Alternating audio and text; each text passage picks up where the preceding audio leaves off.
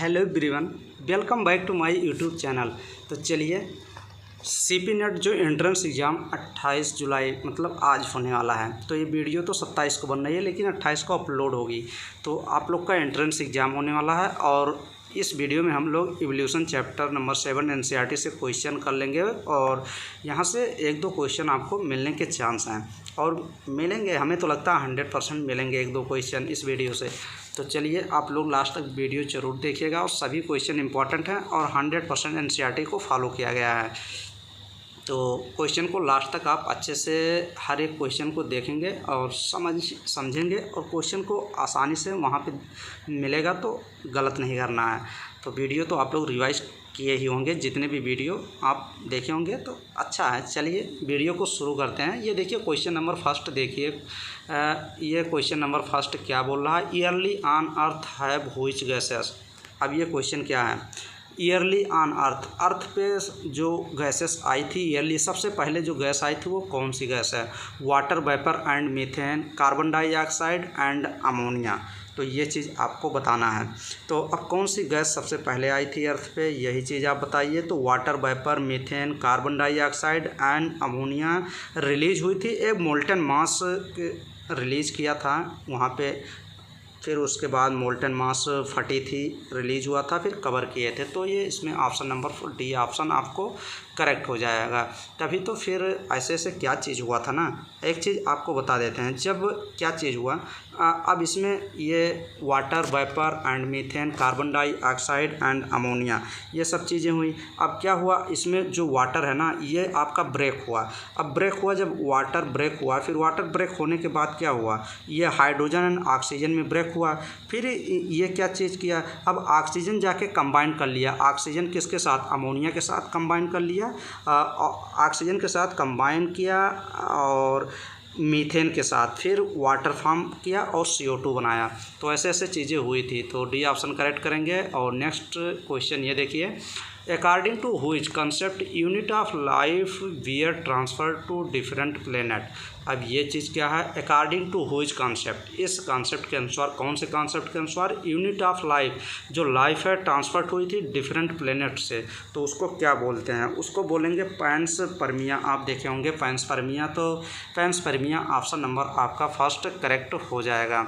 Theory which explain the origin of universe, कौन सी theory है जो एक्सप्लेन करती है यूनिवर्स को, यूनिवर्स की ओरिजिन को, कौन सा इसमें है, universe theory, big bang theory, big blast theory या नन ऑफ दिस।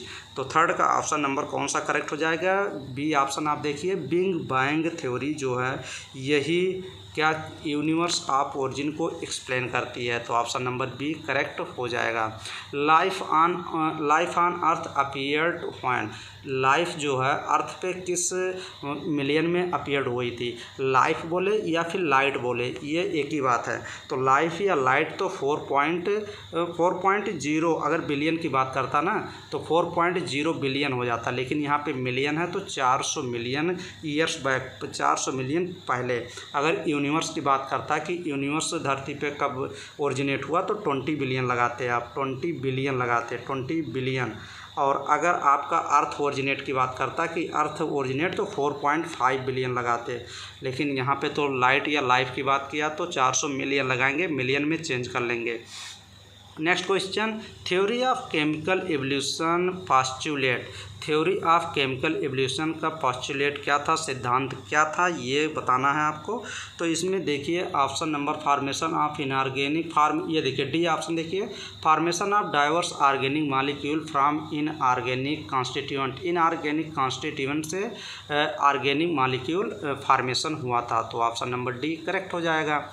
ये देखिए 6 number question, the environment used in Miller experiment was, Miller ने एक एक्सपेरिमेंट किया था, आपको पता भी होगा कि मिलर साहब ने एक एक्सपेरिमेंट जिसमें एक वो फ्लास्क पूरा लिए थे, एनसीईआरटी में फिगर भी बनाया गया है। तो वो जो एटमॉस्फेयर लिए थे, इन्वायरमेंट लिए थे, वो ऑक्सीडाइजिंग लिए थे कि रिड्यूसिंग लिए थे, रिड्यूसिंग इन्वायरमेंट इन्होंने सेलेक्ट किया था। तो ऑप्शन नंबर बी करेक्ट हो जाएगा। ये देखिए, concept that life came out of decaying and routing matter like straw, straw जैसे भूसा, मड, कीचड़, कीचड़ से स्ट्रा मड से, डिकेइंग मटेरियल से, रूटिंग मैटर से लाइफ ओरिजिनेट हुई थी। तो ये कौन सा पेंसपेर्मिया, थ्योरी ऑफ स्पॉन्टेनियस जनरेशन, तो आप लगाएंगे ए बायोजेनेसिस। अगर ए बायोजेनेसिस देता, यहाँ पे डी ऑप्शन देखिए बायोजेनेसिस दे रहा है, लेकिन ए बायोजेनेसिस देता तो सही चीज़ हो जाती। तो इसमें आप लगाएंगे स्पॉन्टेनियस हो रहा ना, तो इसमें लगाइए आप कौन सा option, theory of spontaneous generation. तो 7th का बी ऑप्शन करेक्ट होगा। नेक्स्ट क्वेश्चन ये देखिए, Which of the following is not true for theory of special creation? Which of the following not true theory of special creation के respect में देखना कौन सा स्टेटमेंट सही नहीं है। तो 8 का ऑप्शन नंबर बताइए कौन सा करेक्ट होगा। All living organism we see today were create as such, एकदम सही बात है। सभी लिविंग ऑर्गेनिज्म जो है अभी ऐसे दिखते हैं जैसे पहले क्रिएट हुई थी। Diverse was not the same since creation, यही तो बी ऑप्शन ही गलत है। ये कह रहा डाइवर्स वाज नॉट नहीं था, सेम सिंस क्रिएशन ही था। तो 8 का ऑप्शन नंबर कौन सा, बी ऑप्शन करेक्ट हो जाएगा, जो कि गलत है। नेक्स्ट क्वेश्चन, होमोलॉगी, होमोलोगस और एनालोगस जरूर देख के जाइएगा। Homology among the animal include, homologous और डाइवर्जेंट का मतलब क्या था।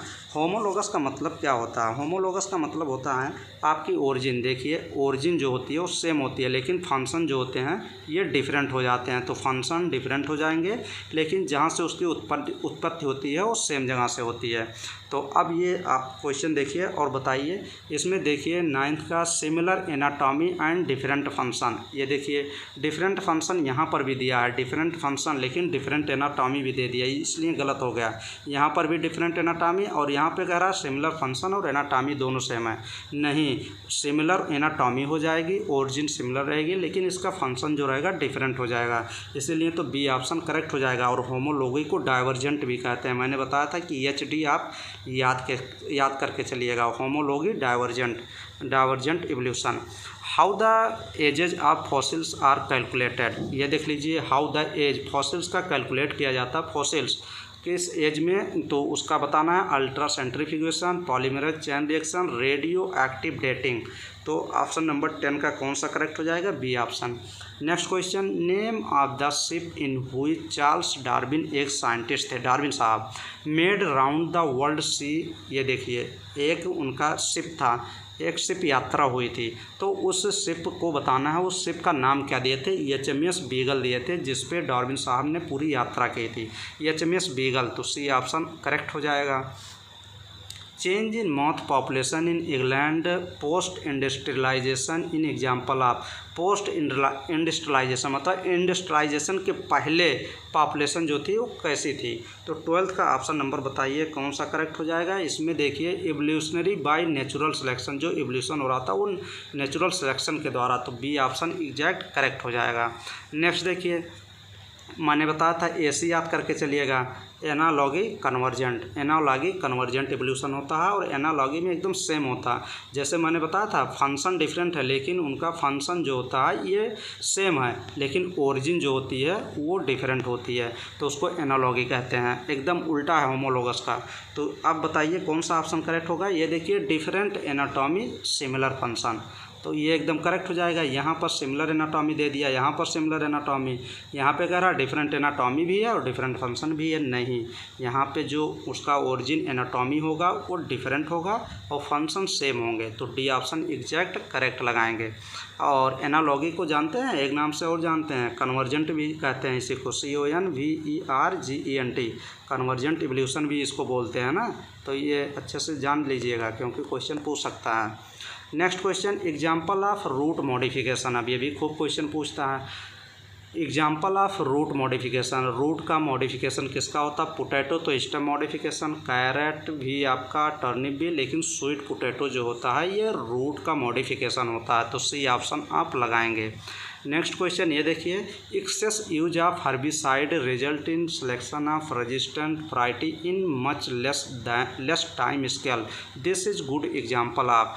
यूज ऑफ हर्बिसाइड जो यूज किया जाता है सिलेक्शन रेजिस्टेंट वैरायटी, तो उसका लेस टाइम में यूज किया जाता है, बनाया जाता है क्योंकि हर्बिसाइड यूज करके। तो गुड एग्जाम्पल किसका होता है, तो बताइए आपका बी ऑप्शन देखिए, evolutionary by anthropogenic selection,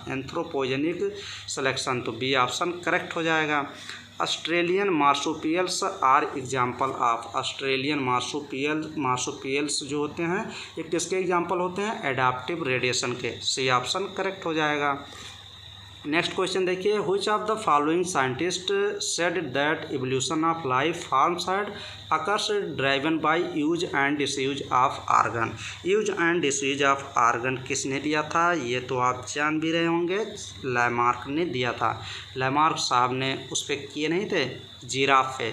giraffe एकदम उचुक उचुक के अपने गले को पत्ते खाता था ऊंचे ऊंचे पेड़ों से, तो उसके गले लंबे हो गए थे, तो यूज कर रहा था। अगर आप किसी चीज़ को यूज नहीं करेंगे तो वो क्या चीज़ हो जाएगा? डिसयूज हो जाएगा, ख़त्म हो जाएगा, लेकिन ये कथन गलत हो गया था। नेक्स्ट क्वेश्चन ये देखिए 18 number, when more than one adaptive radiation appear to have occurred in an isolated geographical area it can be called. अब इसको क्या बोलते हैं ये आपको बताना है। इसमें आप ये जो लगाएंगे कन्वर्जेंट इवोल्यूशन, आपका बी ऑप्शन करेक्ट हो जाएगा, क्योंकि कन्वर्जेंट इवोल्यूशन में मैंने बताया था कि फंक्शन सेम होते हैं, ओरिजिन डिफरेंट होती है। तो देखिए मोर देन वन एडाप्टिव रेडिएशन, एक से अधिक एडाप्टिव रेडिएशन जैसे ही लिया तैसे ये कन्वर्जेंट इवोल्यूशन हो जाएगा। Lamarck belong to which country. Lamarck जो साइंटिस्ट साहब थे, लैमार्क साहब वो कहाँ के थे? इंग्लैंड के कि फ्रांस के? तो आप दो ही ऑप्शन देखिए, फ्रांस के ऑप्शन करेक्ट हो जाएगा, फ्रांस के रहने वाले थे। Which of the following state about the frequency of allele in given population. भाई साहब ये चीज़ बताइए, ये एकदम सिंपल क्वेश्चन है और अच्छे से इसको देखिए और बताइए। हार्डे-विनबर्ग प्रिंसिपल आप पढ़े होंगे, हार्डे-विनबर्ग प्रिंसिपल तो आप जरूर पढ़ के जाइएगा, क्वेश्चन पूछ सकता है। हार्डे-विनबर्ग प्रिंसिपल 20 का ऑप्शन नंबर करेक्ट हो जाएगा, D option. Which of the following state about the frequency of allele in given population. है given population frequency of allele, तो हार्डे-विनबर्ग प्रिंसिपल ही दिए थे। हार्डे-विनबर्ग प्रिंसिपल का एक फार्मूला भी होता है, ये देखिए पी स्क्वायर, ऐसे लिख लीजिए, P square plus Q square plus 2pq, 2pq equal to कितना होता है? 1 होता है। ये पूरा फार्मूला हार्डे-विनबर्ग प्रिंसिपल का क्वेश्चन भी आता है, मैंने काफ़ी बार वीडियो में क्वेश्चन भी कराया है इससे related. The original drifted population is known as. Original drifted population को क्या बोलते हैं? फाउंडर बोलते हैं। डायरेक्ट एनसीईआरटी में लिखी गई है, सभी एनसीईआरटी से क्वेश्चन लिए गए हैं। According to Hugo de Vries saltation is. भाई साहब साल्टेशन कहीं पर दिखेगा ना तो सिंगल स्टेप लार्ज म्यूटेशन को क्या बोलते हैं? साल्टेशन बोलते हैं। तो बी ऑप्शन आप करेक्ट लगाइए अच्छे से, साल्टेशन वर्ड आपको मिले तो single step large mutation. Next question ये देखिए 23rd, the total gene pool, total gene and their allele in population remains. अब ये चीज़ टोटल जीन पूल्स, अब फिर दे रहा, फिर कह रहा total genes and their alleles. Total gene और उसके एलिस जो होते हैं इन्हें पॉपुलेशन रिमेन्स क्या होगा? रिमेन्स कांस्टेंट होगी। नेक्स्ट क्वेश्चन ये देखिए, इन 1938 एक्सटिंक्ट फिश, जो ये देखिए ये क्या लिखा है? सेलोकैंथ जो फिश थी ये वाच काट मतलब पकड़ी गई थी, पाई गई थी। इन हुइच कंटेंट मतलब कंटिनेंट, किस कंट्री से? तो साउथ अफ्रीका से। तो बी ऑप्शन करेक्ट हो जाएगा। नेक्स्ट देख लीजिए, ये भी क्वेश्चन खूब पूछा जाता है, थोड़ा इसमें कॉन्सेप्ट है। ऐसे एक लाइन खींच लीजिए, यहाँ पे मिडिल बना लीजिए, मिडिल मीन्स बीच बना लीजिए। ये देखिए, when more character acquires value other than main character value. Other than मतलब मेन कैरेक्टर को छोड़ के, यहाँ हो या यहाँ हो, मेन कैरेक्टर को छोड़ के वैल्यू सच नेचुरल सिलेक्शन, तो उस सिलेक्शन को क्या बोलेंगे? ये देखिए लाइन लिखी है, मोर character acquires value other than main character value, मतलब मेन कैरेक्टर को, बीच वाले को छोड़ के, तो इसको क्या बोलेंगे? तो 25 का देखिए और अच्छे से बताइए। इसमें बी ऑप्शन डायरेक्शनल चेंज हो जाएगा। अगर यहीं पे पूछता, ये लाइन देता स्टेबलाइजेशन किसको बोलते हैं, तो स्टेबलाइजेशन का मतलब क्या होता है? Which more individual, which more individual acquires value, which more individuals acquires main character value. अगर मेन कैरेक्टर वैल्यू लेता तो फिर स्टेबलाइजेशन हो जाता है। और डिसरप्टिव तो पता ही होगा, डिसरप्टिव का मतलब होता है क्या चीज़ होता है? डिसरप्टिव होता है more individuals acquire peripheral character. Peripheral का मतलब यहाँ पे कोने पे, तो डिसरप्टिव हो जाता है। लेकिन यहाँ पे तो main other than main character value कह रहा है, तो आप डायरेक्शनल चेंज लगाएंगे। Next question, which of the following factors do not affect the Hardy Weinberg principle. अब ये देखिए हार्डे-वीनबर्ग प्रिंसिपल को कौन सा इसमें है कि जो डू नॉट अफेक्ट मतलब प्रभावित नहीं करता। तो भाई साहब मैंने बताया था हार्डे-वीनबर्ग प्रिंसिपल जो है ना उसके लिए क्या होना चाहिए, पॉपुलेशन कैसी होनी चाहिए, पॉपुलेशन जो होना चाहिए रैंडम होना चाहिए। पॉपुलेशन कैसा होना चाहिए, रैंडम होना चाहिए। पॉपुलेशन रैंडम होना चाहिए, लार्ज पॉपुलेशन होना चाहिए, स्मॉल पॉपुलेशन के लिए नहीं होता। म्यूटेशन नहीं होना चाहिए, म्यूटेशन जो होता है वो नहीं होना चाहिए। या फिर सिलेक्शन जो होता है मिनिमम होना चाहिए। और नो नेचुरल सिलेक्शन, कोई नेचुरल सिलेक्शन नहीं होनी चाहिए, रैंडम मेटिंग होनी चाहिए। और नो आई माइग्रेशन, ऐसा कुछ होना नहीं चाहिए। लेकिन इसमें कह रहा है कौन इफेक्ट नहीं करता, तो नेचुरल सिलेक्शन तो इफेक्ट करेगा ही, जेनेटिक ड्रिफ्ट भी, जीन फ्लो भी। तो इसमें 26 में कौन सा ऑप्शन लगाएंगे, B option, use and disuse organ जो होता है ये नेचुरल, ये हार्डे-वीन प्रिंसिपल को इफेक्ट नहीं करता। फॉसिल्स डिस्कवर्स इन जावा इन 1981, 1981 में फॉसिल्स जो डिस्कवर किए गए थे जावा से वो कौन से थे, होमो हवेलिस थे कि होमो इरेक्टस थे। दोनों इसी ऑप्शन में एक करेक्ट है, तो होमो इरेक्टस, तो बी ऑप्शन करेक्ट हो जाएगा। ये देखिए द बिगेस्ट डायनासोर्स, जो बिगेस्ट सबसे भयानक भारी डायनासोर्स थे वो कौन से थे, तो टायरनोसारस रेक्स, ये आप एकदम रट के रखिएगा। नेक्स्ट क्वेश्चन देखिए, Dryopithecus are example of, Dryopithecus जो होते हैं वो किसके एग्जाम्पल होते हैं, रेप्टाइल्स के, एम्फीबियंस के, एबीज के या प्राइमेट्स के। तो ड्रायोपिथेकस किसके एग्जाम्पल होते हैं, ड्रायोपिथेकस जो होते हैं प्राइमेट्स के एग्जाम्पल होते हैं। नेक्स्ट देखिए, ऑस्ट्रेलियोपिथेकन्स लिव्ड इन, ऑस्ट्रेलियोपिथेकन्स जो थे वो रहते कहाँ थे, लिव्ड इन, तो वो रहते कहाँ थे, ऑस्ट्रेलियन ग्रासलैंड में कि ईस्ट अफ्रीकन ग्रासलैंड में कि ईस्ट एशियन ग्रासलैंड में। तो 30 का आप बताइए कौन सा ऑप्शन करेक्ट होगा, तो बी ऑप्शन देखिए करेक्ट हो जाएगा, ईस्ट अफ्रीकन ग्रासलैंड में। Next question, evolutionary biology, evolutionary biology किसको बोलते हैं, तो एवोल्यूशनरी बायोलॉजी बोलते हैं study of the history of life forms on earth, जो अर्थ पे लाइफ फॉर्म हुई थी उसी के स्टडी, उसी की हिस्ट्री का स्टडी करना एवोल्यूशनरी बायोलॉजी कहलाता है। तो ये ऑप्शन करेक्ट है, इंपॉर्टेंट भी है, अच्छे से देख लीजिएगा। नेक्स्ट क्वेश्चन देखिए, theory of origin of life, theory of origin of life, यहीं से क्वेश्चन पकड़ लेना है। Theory of origin of life as a result of chemical evolution has been properly explain by, किस साइंटिस्ट ने theory of origin of life दिया था, तो डायरेक्ट आप बता सकते हैं, तो 32 का सी ऑप्शन ओपैरिन। नेक्स्ट क्वेश्चन देखिए, the ratio of methane, ammonia, hydrogen, Stanley Miller साहब ने क्या क्या चीज़ लिए थे, स्टैनले मिलर साहब ने अब ये एक एक्सपेरिमेंट किए थे। अब इन्होंने क्या किया, इन्होंने मीथेन लिए, ये देखिए इन्होंने क्या क्या इसमें दिया गया है, इसमें मीथेन लिए, मीथेन का फार्मूला लिख लीजिए, CH4 होता है मीथेन, अमोनिया लिख लीजिए NH3 होता है, और हाइड्रोजन तो आपको पता ही है हाइड्रोजन। अब इसका रेशियो जो लिए थे, क्या लिए थे, मीथेन कितना लिए थे, 2 रेशियो लिए थे, अमोनिया कितना लिए थे, अमोनिया 1 लिए थे, और हाइड्रोजन कितना लिए थे, हाइड्रोजन 2 लिए थे। तो ये देख लीजिए 2 यहाँ पर भी है, 2 रखिए, यहाँ 4 है तो डिवाइड कर दिए, 2 यहाँ पे, यहाँ 3 है, 8 नंबर है तो 1 रख लीजिए, 2:1:2 के रेशियो में लिए थे। तो अब ये बताइए 2:1:2, 33 का ऑप्शन नंबर कौन सा करेक्ट हो जाएगा, आप ऑप्शन लगाइए, बी ऑप्शन करेक्ट हो जाएगा। नेक्स्ट क्वेश्चन ये देख लीजिए, descent with modification is the main theme, descent with modification का मेन थीम क्या था, मेन थीम था क्या था ये बताइए। 34 का ऑप्शन नंबर देखिए, इसमें एवोल्यूशन का मेन थीम एवोल्यूशन ही था, descent with modification. Next question, first evolve organic compound requires for the origin of life, ये देख लीजिए first evolve organic compound required क्या होगा ओरिजिन ऑफ लाइफ के रिस्पेक्ट में। तो 35 का ऑप्शन नंबर बताइए कौन सा करेक्ट हो जाएगा, बी, प्रोटीन था एंड न्यूक्लिक एसिड था। यही 2 ऑर्गेनिक कंपाउंड थे जो आवश्यकता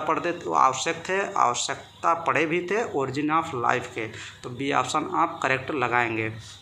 next question, the study of fossils in different sedimentary layers indicates, तो तो 36 का आप बताइए। 36 का देखिए स्टडी ऑफ फॉसिल्स का स्टडी करना। डिफरेंट सेडिमेंट्री लेयर्स इंडिकेट्स तो geographical period in which they existed.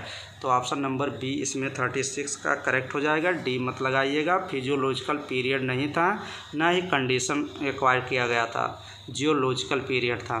Next question ये देखिए, the greatest evolutionary change enabling the land vertebrate to be completely free from the water habitat was the develop of. तो इसमें आप लगाएंगे D option, इसमें लगाएंगे sealed eggs and internal fertilization. Question number 38 देखिए, ये भी अच्छा क्वेश्चन है। Which one is not a vestigial organ. Vestigial मतलब जो अब विलुप्त हो गए हैं जो आर्गन। तो विंग्स ऑफ कीवी एक पक्षी है, उसके विंग्स विलुप्त हो गए। कोकिक्स इन मैन ये भी नहीं विलुप्त हुआ। Pelvic girdle of Python, flippers of seal. ये देखिए नॉट ये वेस्टिजियल आर्गन, वैसे सभी ये वेस्टिजियल आर्गन इसमें दिए गए हैं, लेकिन जो ये फ्लिपर्स ऑफ सील है ना, जो सील एक मछली होती है उसके फ्लिपर्स जो होते हैं वो वेस्टिजियल आर्गन है नहीं। तो डी ऑप्शन करेक्ट हो जाएगा। Connecting link between Annelida and Mollusca. अब ये क्वेश्चन अच्छा है, पूछ सकता है कि कनेक्टिंग लिंक एनिलिडा और मोलस्का के बीच जो कड़ी होती है, जो कनेक्टिंग लिंक होता है उसको क्या बोलते हैं। तो मैंने काफ़ी बार बताया था कि नाम याद कर लीजिए, NAM याद कर लीजिए। ये देख लीजिए एनिलिडा एंड मोलस्का के कनेक्टिव लिंक को क्या कहते हैं, नियोप्लिना बोलते हैं, यन से नियोप्लिना। तो सी ऑप्शन करेक्ट हो जाएगा। और यहीं पे आप पेरीपैटस भी देख लीजिए ना, ऐसे लिख लीजिए PAA लिख लीजिए। अब पेरीपैटस को क्या, पेरीपैटस क्या है, एक आर्थ्रोपोडा है। अब एनिलिडा एंड आर्थ्रोपोडा, ए से एनिलिडा, ए से आर्थ्रोपोडा। एनिलिडा और आर्थ्रोपोडा के कनेक्टिंग लिंक किसको बोलते हैं, पेरीपैटस। लेकिन इस क्वेश्चन में कह रहा है एनिलिडा एंड मोलस्का के बीच कनेक्टिंग लिंक को क्या बोलते हैं, तो नियोप्लिना। और पेरीपैटस भी मैंने बता दिया है कि पेरीपैटस जो है एनिलिडा और आर्थ्रोपोडा के बीच कनेक्टिंग लिंक होता है। तो पा और नाम मैंने बताया है। ये देखिए स्टिंग ऑफ हनी बी, जो स्टिंग हनी बी होती है उसकी जो स्टिंग होती है, sting of honey bee and the sting of scorpion. Scorpion की स्टिंग और हनी बी की स्टिंग क्या है, एनालोगस भी है, कन्वर्जेंट है, क्योंकि फंक्शन जो होते हैं सेम होते हैं, फंक्शन सेम है, ओरिजिन डिफरेंट है, और हेटेरोलोगस आर्गन भी हैं। तो फर्स्ट ऑप्शन करेक्ट है और सेकंड होमोलोगस गलत हो जाएगा, वेस्टिजियल गलत हो जाएगा, कोई रिलेशन है ही नहीं। तो इसमें फर्स्ट और सेकंड, तो सी ऑप्शन आपका करेक्ट हो जाएगा। ये देखिए डार्विन साहब ने, Darwin differentiate 15 species of finches and grouped into 6 main type. तो ऑप्शन नंबर आपका बी करेक्ट हो जाएगा। ए की जगह आप 15 डालेंगे और बी की जगह आप 6 डालेंगे। नेक्स्ट क्वेश्चन ये देखिए, the present concept of evolution is known as. अब ये बताइए प्रेजेंट कंसेप्ट ऑफ एवोल्यूशन किसने दिया था, new Darwinism theory evolution, synthetic theory of evolution, या modern concept theory of evolution. तो डी ऑप्शन करेक्ट हो जाएगा, सभी ऑप्शन करेक्ट हैं। ये देखिए अकॉर्डिंग टू डिब्रिज या ह्यूगो डिब्रिज थ्योरी ऑफ एवोल्यूशन। अब ये क्वेश्चन बहुत अच्छा क्वेश्चन दे दिया इसमें ना, तो यहाँ पे थोड़ा चीज़ और आप यहीं पे देख लीजिएगा। ह्यूगो डिब्रिज का जो एक एवोल्यूशन, ये क्या दिए थे, म्यूटेशन दिए थे। ह्यूगो डिब्रिज साहब ने म्यूटेशन दिया था, तो यहाँ पे लिख लीजिए MUTATION। अब म्यूटेशन ह्यूगो डिब्रिज के अनुसार जो म्यूटेशन होता है वो कैसे होता है, जर्की होता है और क्या होता है, डिसकंटिन्यूअस होता है। तो ये देख लीजिए डिसकंटिन्यूअस भी दे दिया गया और जर्की भी दे दिया गया, और ह्यूगो डिब्रिज साहब ने क्या दिया था, म्यूटेशन दिया था। यही तो यहाँ पे डार्विन और ह्यूगो डिब्रिज में थोड़ा गलत हो गया था। डार्विन साहब ने कहे कि एवोल्यूशन जो होता है स्मॉल होता है और डायरेक्शनल होता है, और ह्यूगो डिब्रिज ने साहब ने बोला था कि डायरेक्शनल नहीं, डिसकंटिन्यूअस मैनर में होता है। तो ऑप्शन नंबर इसमें कौन सा, ये भी सही है, ए भी सही है, इसलिए बोथ डी ऑप्शन करेक्ट हो जाएगा, ए एंड बी। और एक क्वेश्चन यहीं पे और पूछता है आपको कि ह्यूगो डिब्रिज ने एक बॉटनिस्ट साइंटिस्ट थे। अब ये थ्योरी ऑफ म्यूटेशन पे तो दिए थे, लेकिन एक्सपेरिमेंट किए थे ना, तो एक इवनिंग प्रिमरोज होता है। आप जान भी रहे होंगे कि ह्यूगो डिब्रिज साहब ने वर्क किस पे किए थे, evening primrose, EVENING, evening primrose एक प्लांट है। प्रिमरोज, PRIM, PRIMROSE, प्रिमरोज एक प्लांट है जिसका नाम है ओनिथियारा लैमेरिकियाना नाम है। साइंटिस्ट नेम थे ओनिथियारा लैमेरिकियाना, उसी पे बेस पे दिए थे। नेक्स्ट देखिए, ये देखिए, which one of the following was not explained by Darwinism. Darwinism जो थे ये क्या एक्सप्लेन नहीं किए थे। Natural selection, struggle for existence and survival for fittest, ये तो तीनों दिए थे। Natural selection, origin of existence and survival of the fittest in nature, लेकिन ओरिजिन ऑफ स्पीसीज। तो 44 का कौन सा ऑप्शन करेक्ट हो जाएगा? C option of arrival of the fittest. ये दिए थे स्ट्रगल फॉर एग्जिस्टेंस, सर्वाइवल अगर होता तो यहाँ सही हो जाता, लेकिन अराइवल लिखा है, इसीलिए ये सी ऑप्शन आपका करेक्ट हो जाएगा, यही नहीं दिए थे। Next question, bird with average size being survive in the several. ये देखिए क्वेश्चन आ गया है। स्टेबलाइजेशन सिलेक्शन जो मैंने बताया था ना कि स्टेबलाइजेशन में क्या होगा, ये देखिए, ये मीन कैरेक्टर बीच वाला मान लीजिए, बीच में स्टेबलाइजेशन में क्या था, which more individuals acquire mean character value, तो वही चीज़ तो कह रहा है। Bird with average size, bird with medium size मान लीजिए, एवरेज साइज है उनकी, जो बर्ड की जो विंग्स है वो एवरेज साइज है, सर्वाइव भी कर रहे हैं। इन द सीवियर स्टॉर्म, कुछ घटना हुई जिसमें 60 विंग, कुछ 60 विंग वाली भी थी हल्का हल्का, वो क्या गई, मर गई। तो अब ये एवरेज वाली तो बची, तो मेन वाली बची, तो उसको स्टेबलाइजेशन ही बोलेंगे। Next question, mutation result in. अब म्यूटेशन क्या होता है? चेंज इन जीन फ्रीक्वेंसी होती है म्यूटेशन में, या स्टेबलाइजेशन एलील फ्रीक्वेंसी, या चेंज इन फिनोटाइप फ्रीक्वेंसी, या फिर स्टेबलाइजेशन ऑफ सिलेक्शन प्रेशर। तो 46 का ऑप्शन नंबर कौन सा करेक्ट हो जाएगा, बताइए? Change in gene frequency. जब म्यूटेशन होता है तो जीन में क्या होती है, चेंजेज होते हैं, तो ऑप्शन नंबर आप फर्स्ट इसका क्वेश्चन का लगाइए।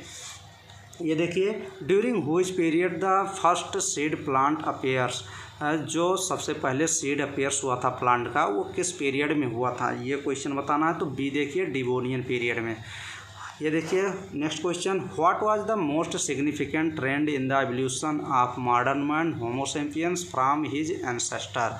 मॉडर्न मैन का एंसेस्टर आपको बताना है किसके रिस्पेक्ट में था। What was the most significant trend in the evolution of modern man का जो एवोल्यूशन हो रहा था वो किसके वजह से हो रहा था। उसमें बायनिक्लियर विजन में, अपराइट पोस्चर, या शॉर्ट नहीं।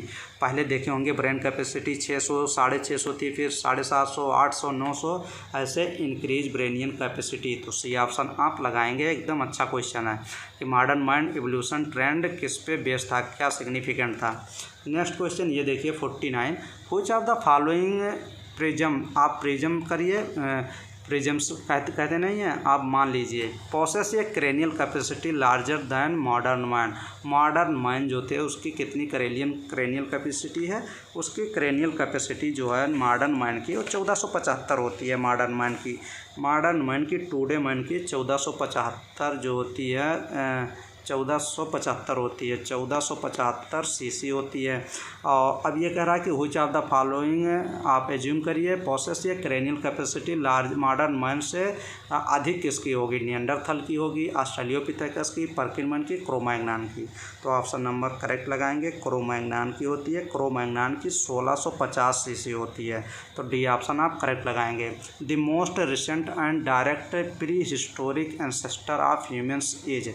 प्री हिस्टोरिक मतलब पहले ह्यूमन्स का प्री हिस्टोरिक एंसेस्टर कौन है, तो ये बताना है क्वेश्चन। और ऑप्शन इसमें करेक्ट हो जाएगा आपका क्रो-मैग्नन, तो ये ऑप्शन आपका करेक्ट हो जाएगा। तो निएंडरथल मैन की आप क्रेनियल कैपेसिटी, निएंडरथल मैन की क्रेनियल कैपेसिटी 1400 सीसी होती है, ये भी यहीं पे नोट कर लीजिए। और काफ़ी क्वेश्चन और इसमें पूछे जाते हैं, तो आप अच्छे से देख लीजिएगा। एवोल्यूशन में और कुछ क्वेश्चन बनते हैं, अच्छे क्वेश्चन बनते हैं, तो सब आप ज़रूर पढ़ के जाइएगा। HMS बीगल तो आप पढ़ ही लिए हैं, ह्यूगो ड्यूब्रिज के बारे में पढ़ लिए हैं, और कुछ क्वेश्चन और हैं कि जो आपको पढ़ के इसमें जाना चाहिए। जैसे क्वेश्चन काफ़ी बार ये भी पूछ लेता है कि एज ऑफ रेप्टाइल किसको कहते हैं, मीजोजोइक को कहते हैं। एज ऑफ रेप्टाइल किसको बोलते हैं, एज ऑफ रेप्टाइल जो थे REPTILE, एज ऑफ रेप्टाइल किस पीरियड को बोलते हैं, तो मीजोजोइक इरा को बोलते हैं। MESO, मीजोजोइक को बोलते हैं। काफ़ी बार क्वेश्चन पूछा गया है, ये भी पूछा गया है। एज ऑफ मैमल्स किसको कहते हैं? सीनोजोइक को कहते हैं, ये भी क्वेश्चन पूछा गया है। तो ऐसे ऐसे क्वेश्चन पूछे गए हैं, तो अच्छे से सब चीज़ पढ़ के जाइएगा और पेपर आप लोग अच्छे से दीजिएगा ताकि गवर्नमेंट कॉलेज मिल जाए। बीएससी नर्सिंग आपका आसानी से अच्छे से कंप्लीट हो जाए कम पैसों में। तो जब अच्छे से पढ़े होंगे तो आपका नंबर अच्छा आएगा। तो 31 आप जुलाई को बीएससी नर्सिंग का पेपर दीजिए और सीपी नेट में तो आप अच्छा करेंगे तो अपने अनुसार यहाँ पे आप सीट जो है ले पाएंगे। बायोजेनेटिक लॉ भी पूछता है, तो बायोजेनेटिक लॉ हैकेल साहब ने थे, हैकेल एक साइंटिस्ट थे, तो ये भी दिए थे। तो ऐसे ऐसे क्वेश्चन आप करके जाएंगे। तो चलिए, और आप पढ़ाई करते रहिए और अच्छे से पढ़िए ताकि आपका अच्छे से गवर्नमेंट कॉलेज में हो जाए। तो चलिए, बस इतना ही क्वेश्चन था। और जो भी कुछ क्वेश्चन थे, और एक क्वेश्चन और पूछता है क्यूबेर, CUBIER, क्यूबेर एक साइंटिस्ट थे। क्यूबेर एक साइंटिस्ट थे, फाउंडर ऑफ मॉडर्न पैलेंटोलॉजी पूछता है। फाउंडर ऑफ मॉडर्न पैलेंटोलॉजी, जो जीवाश्म का अध्ययन नहीं किया जाता था, ज़मीन की खुदाई करा के उसका ज्ञान प्राप्त करते थे, पैलेंटोलॉजी उसको बोलते हैं, PALAENTO, पैलेंटो LOGY, palaeontology. Founder of modern palaeontology वो क्यूबेर साहब थे। तो ये भी क्वेश्चन पूछा गया, तो चलिए बता ही दिए। तो चलिए, नेक्स्ट वीडियो मिलेंगे और बेस्ट वीडियो प्रोवाइड करेंगे। कल मेरा भी एग्ज़ाम है, मेरा भी कल एग्ज़ाम ख़त्म हो जाएगा। सेकंड मीटिंग में एग्ज़ाम रहती है 5 बजे तक, फिर उसके बाद आएंगे तो फिर वीडियो कराएंगे। और जितने भी स्टूडेंट का सिलेक्शन होगा अच्छे नंबर गेन करेंगे सीपी नेट में आप अच्छे नंबर से गेन करेंगे तो आप ये समझिए कि अच्छे कोर्स करेंगे और आपसे मिलेंगे भी। तो आप अच्छे कोर्स करिए, अच्छे नंबर लाइए अपने मन। अगर आप अच्छे नंबर लाएंगे ना तो अपने अनुसार कॉलेज चुनेंगे। कॉलेज मतलब कॉलेज तो एक ही है, लेकिन कोर्स जो है अपने अनुसार आप चूज करेंगे। और अच्छे नंबर नहीं आएंगे तो फिर अच्छे कोर्स नहीं मिल पाते। डिप्लोमा हुआ कुछ भी ऐसे ही मिल जाता है। चलिए, थैंक यू।